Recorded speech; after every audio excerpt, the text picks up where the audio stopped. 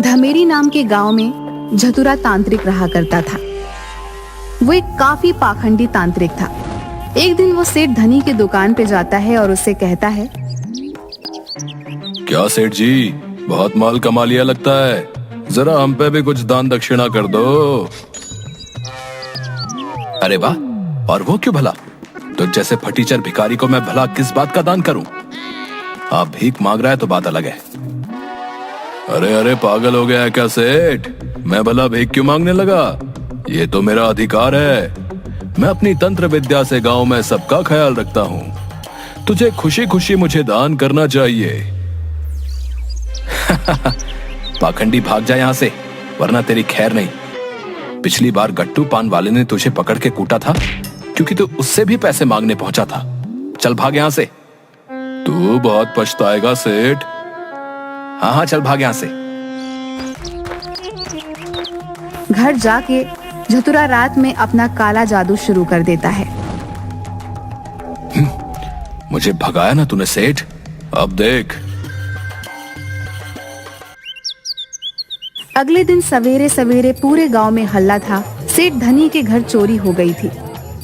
हाय, सब ले गए लूट के, सब ले गए। अरे मैं तो बर्बाद हो गया। झतुरा धीरे से मुस्कुराता है और वहां से आगे बढ़ जाता है। सारे गांव वाले समझ जाते हैं कि ये झतुरा के काले जादू का काम था। उसकी इन्हीं हरकतों के चलते एक दिन झतुरा तांत्रिक को सभी गांव वाले मिलकर गांव से लात मार मार कर निकाल देते हैं। अच्छा हुआ इस निकम्मे को यहाँ से भगा दिया। हाँ, अब गांव में शांति बनी रहेगी भैया।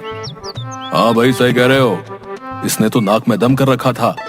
झतुरा खिसिया के रह जाता है, बुदबुदाते हुए गांव से चला जाता है। तुम लोगों की ये मजाल, मुझ जैसे हैंडसम या इतने प्रतिभाशाली तांत्रिक को तुम लोग गांव से निकाल रहे हो। देखना, एक दिन तुम बहुत पछताओगे।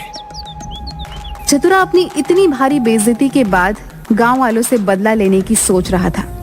वो अपने खास दोस्त टीनू तांत्रिक के पास उसकी गुफा में जाता है।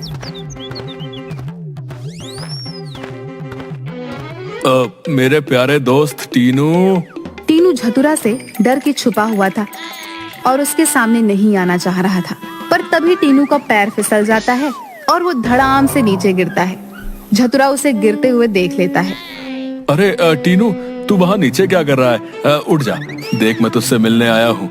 मुझे सच में तेरी बहुत याद आ रही थी। देख झतुरा, सीधे सीधे बता अब तुझे क्या चाहिए, क्योंकि मुझसे मिलने या मेरी याद में तो तू यहाँ आया नहीं है। तो चल सच सच बता अब। टीनू, तू सच में मुझे काफी अच्छे से जानता है। दरअसल गांव वालों ने मुझे लात घूंसे मारकर गांव से बाहर निकाल दिया है, तो अब मुझे तेरी हेल्प चाहिए।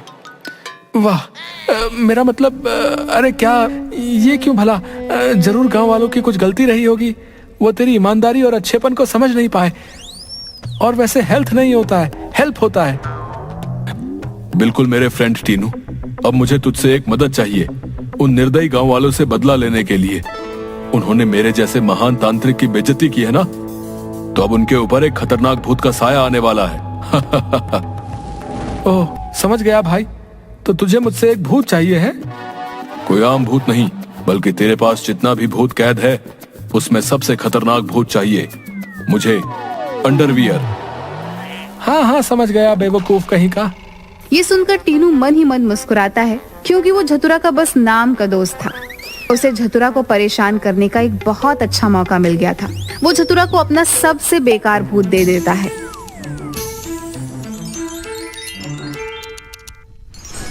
हाँ, ये है तेरा सबसे खतरनाक भूत। इसे देखकर तो लग रहा है कि अभी अभी मंदिर से चप्पल चुरा के भागा है और जनता ने इसे जम के पीटा है। इससे भला कौन डरेगा?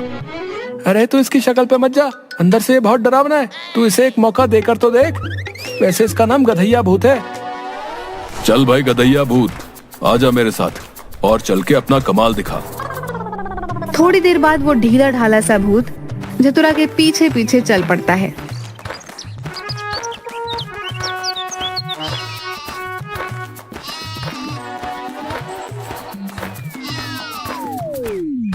वो वो अचानक बहुत तेज चिल्लाता है और जाकर पेड़ पर चढ़ जाता है।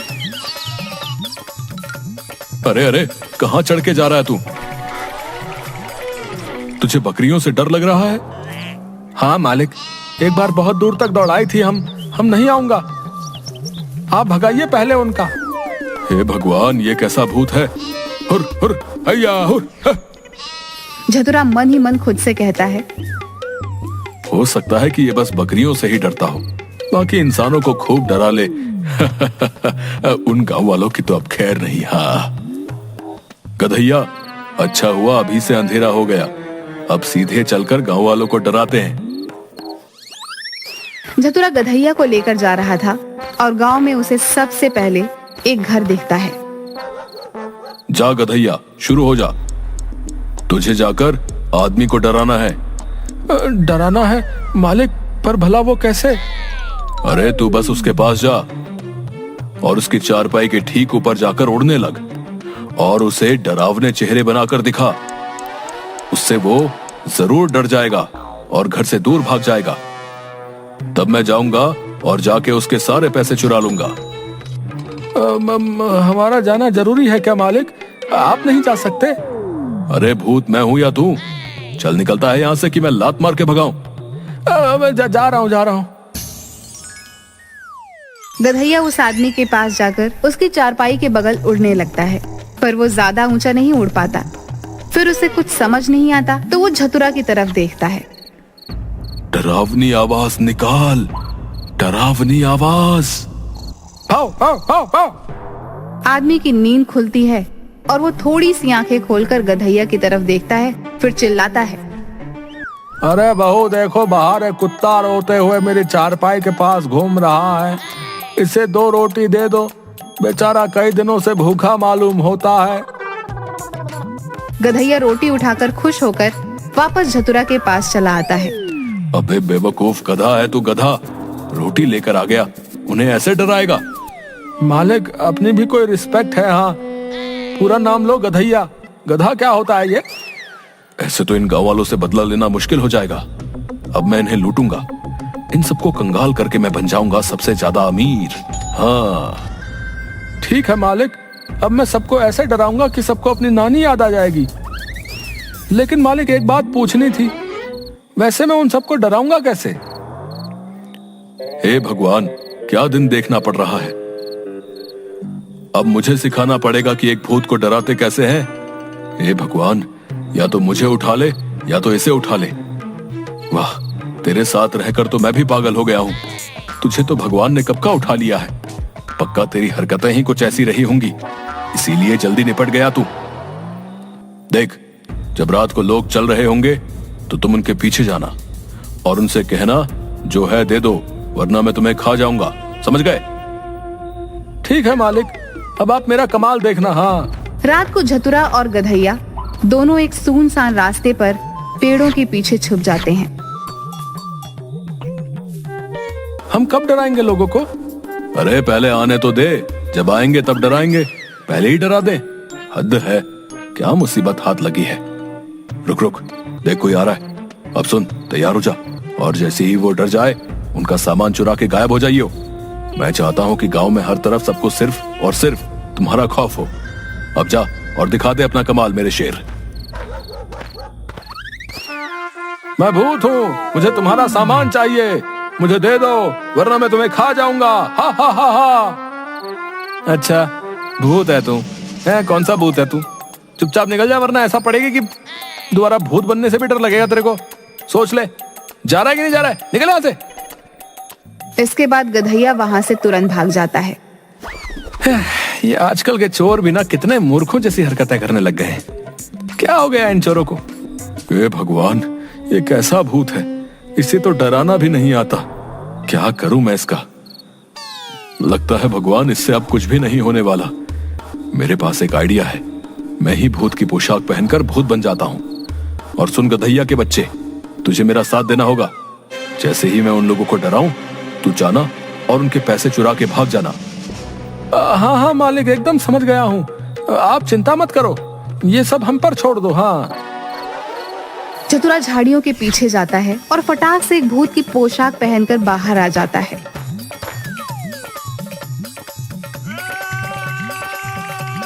अरे बचाओ बचाओ, ये भूत कहाँ से आ गया झाड़ियों के पीछे से? झाड़ियों के पीछे तो हमारे मालिक गए थे। गधैया के बच्चे, ये मैं ही हूँ, और तू खुद भूत होकर एक नकली भूत से डर गया। लानत है तुझ पे।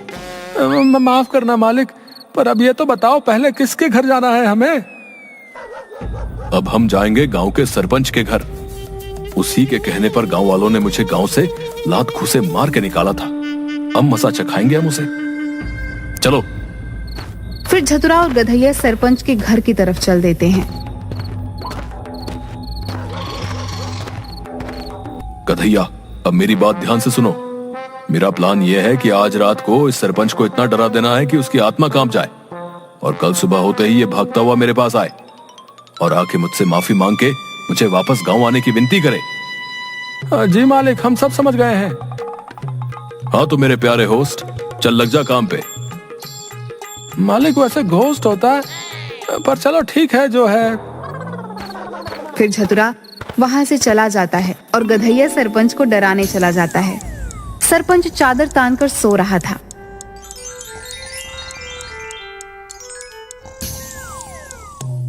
आखिर मैं ऐसा क्या करूं कि ये इतना डर जाए कि इसकी आत्मा कांप जाए?